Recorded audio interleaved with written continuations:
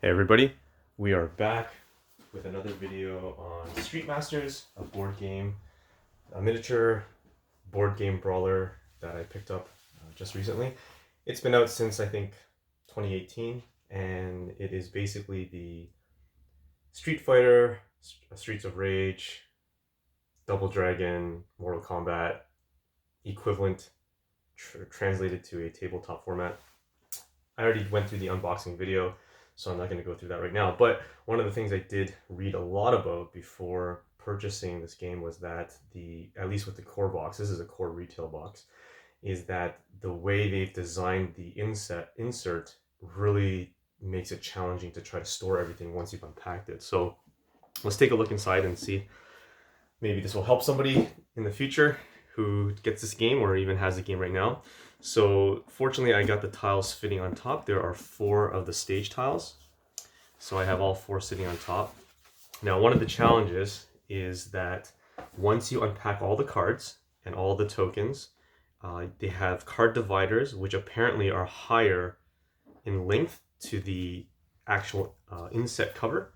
And what ends up happening is it doesn't sit flush properly. So you'll see I've got a piece of foam that I just found, and I have that to prevent it from getting crushed or keeping it level. So you'll see right now as I pull this off, the issue is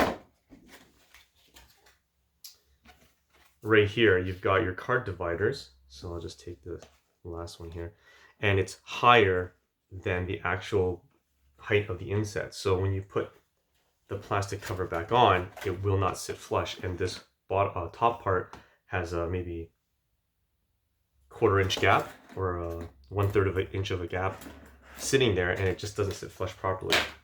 I think that's really bad design. They didn't really need to have this stick out so much. I think even just 2 or 3 millimeters, but I get it. It looks nice, and I guess they weren't thinking too much about that. The dice I kept in the bags, which is the same. I just have this foam piece to prevent everything from tipping over once I empty it all out. So one of the other things is that while you have the half, or not even half, maybe a 1/3 of the miniatures up here, there's another layer underneath this inset, which you have to lift off every time to gain access to those additional miniatures. That's a little frustrating. From what I understand, this is the 2nd edition print. The 1st edition print actually had a separation. So you would have an inset here divided from the miniature inset, and this inset was cut in half so you could just lift the top part off and then have access to the miniature on the bottom. That would have been a much better design than what they've done here. I can see that they could probably have afforded a little bit more space to actually separate it, and it would be okay. So unfortunately, we have to lift this off every single time, and because of the weight of the cards, it makes it uneven balanced to lift this tray up. So I don't know how long this is going to last, but I'll take it as it is. So here are the turn cards, and then I also have the colored bases along with all the punch outs for the characters or ally rival cards, the objective cards, and the crate tokens. So I basically purchased these plastic I guess token boxes online on Amazon. I got like a whole set of 36 for like 20 bucks. And I use it across all my different board games to keep the tokens and pieces organized. Underneath here, you'll see I have the loot card. This was a really poor decision to stick it under. That's where I found it. And I think some people didn't even see it at the beginning, so they thought they didn't come with it. So I just tucked that back in there.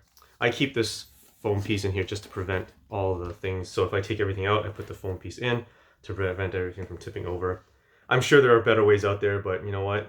I just got this and I figured I would give it a go and try it out. So I'm just gonna take this miniature out to allow me to grasp and pull up this inset piece. So when I take the inset piece out, which again is very heavy based on the card side, I've got access to 2 more boxes that I have. So these are not all the punch outs of the damage tokens, but once I punch them all out, they'll all fit in here. And as you can see, I've got all the tokens for the defense. So the fist, punch, the punch, kick, and grapple, and they all fit in here. What I did was I just created a little separation so I can keep them neatly organized and easy to access. And you'll see here I've got the access to the bottom tray of the miniatures, which gives me full access. And for the most part, I am able to keep everything put together. So once I put the inset back on top,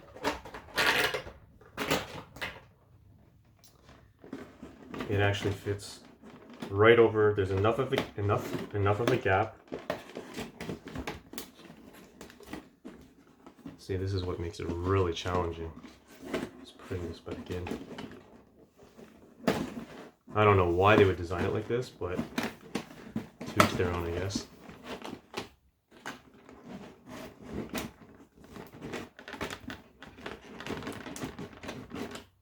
So can you imagine doing this every time you want to do setup, set down? Oh, I think I put the miniatures in backwards. That's why. Let me take a quick look here. Did I? No, I didn't. It's right.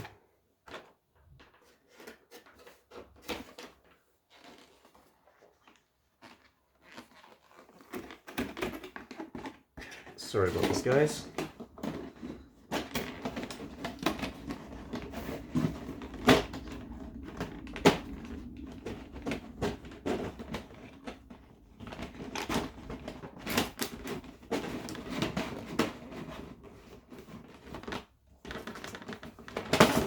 There we go. So, once it fits all in, I put my miniature back on. Back in there. And what I do is I put my foam core here, put everything back in.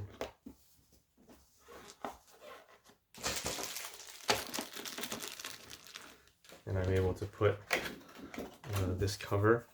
I put my little foam insert there just to prevent it from being crushed. And it levels it out. Okay. And it leaves just enough gap to put the tiles back in, and the cover sits flush on top. So hopefully this helped somebody out there who has the core set like me, or maybe just purchased it recently because they heard great reviews, the same way I heard great reviews about it, this hidden gem of a board game.